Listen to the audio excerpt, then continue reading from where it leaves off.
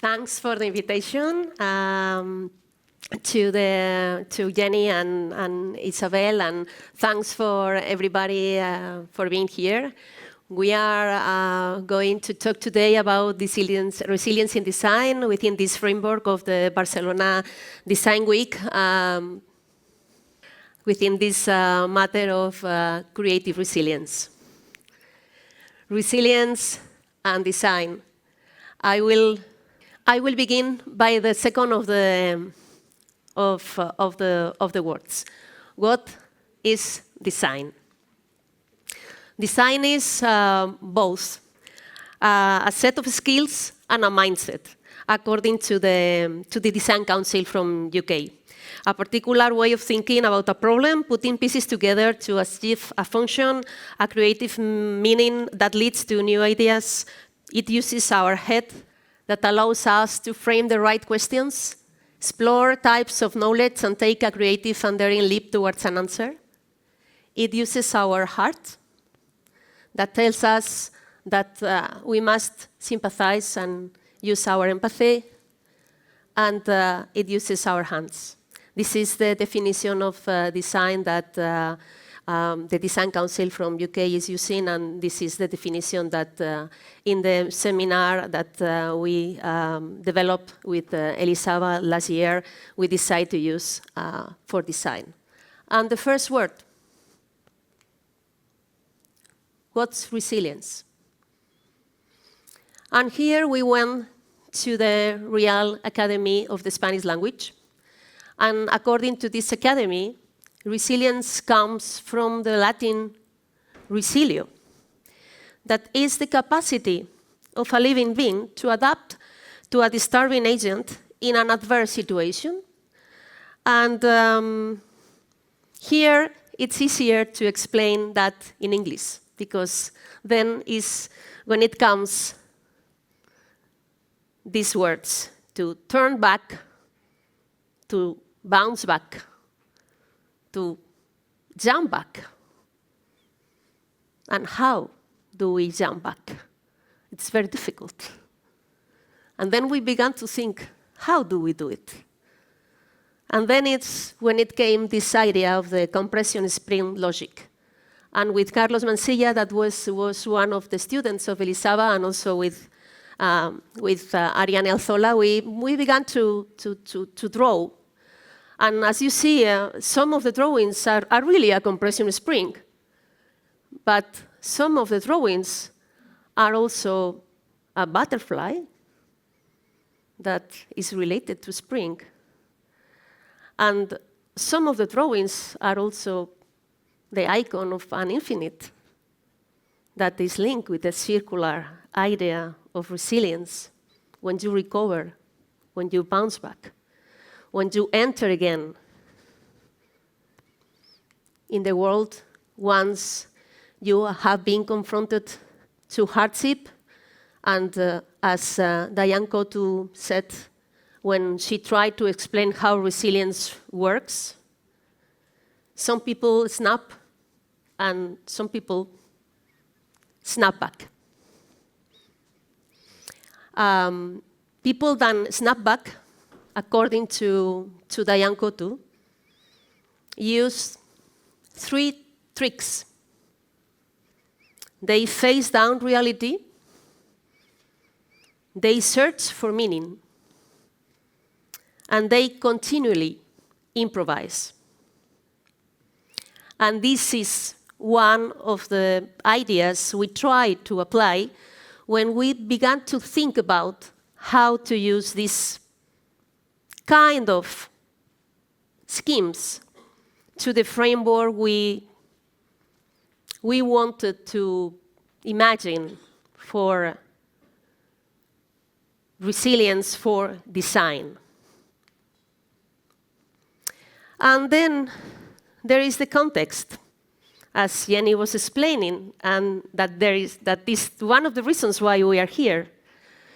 The slide presents a visual model for economics and sustainability, known as the donut economics model, that was created by economist Kate Raworth. The inner ring is the social foundation. This is the floor. It represents the minimum standards of life that no one should fall below. Includes essential human needs like food, water, health, education, and of course a political voice. The goal is to lift everyone out of the hole in the middle and ensure all people have access to these basics rights. The outer ring is about ecological sailing. This is the roof. It represents the planetary boundaries we must not exceed, such as limits on climate change, freshwater use, or biodiversity loss. Crossing these lines causes severe environmental degradation. So the safe and just space for humanity is the donut itself, the green area between this social foundation and the ecological sailing. And for this, resilience can be a tool.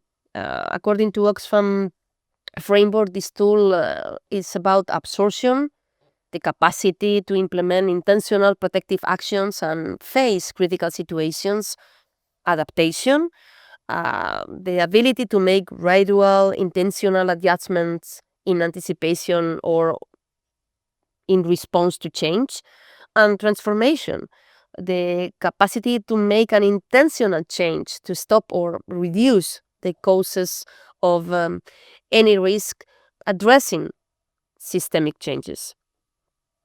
And here where it comes the resilience equation I invented. It's more than an equation, it's an aphorism. And you can see there the 3 Ps that are the triple bottom of the sustainability concept, people, planet, and prosperity.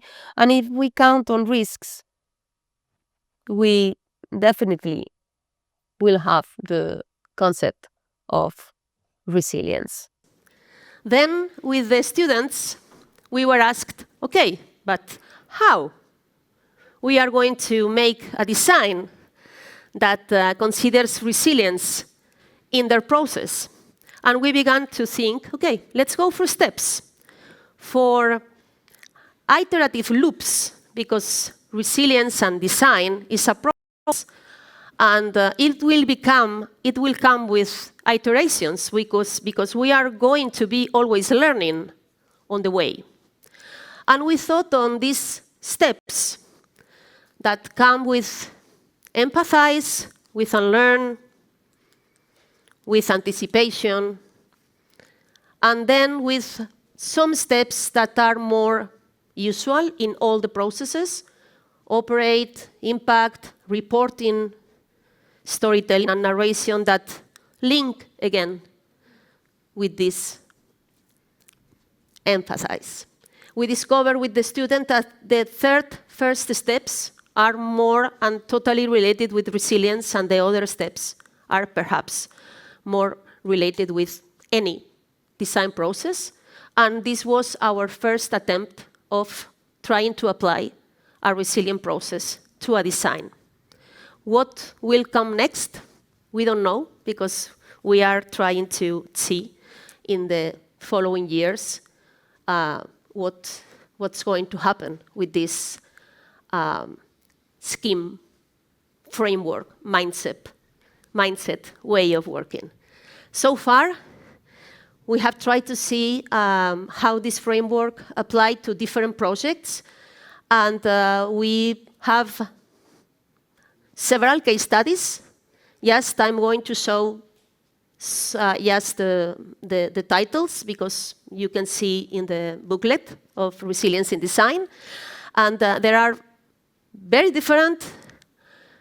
One project about regenerative ecosystems in Romania, one project about recovering wood and cladding in Chile, one project about how to build roads on permafrost in Siberia, defining the map of risk in the city we are here today in Barcelona, an office working and design with healthy materials in Palo Alto, humanitarian shelter in Burundi.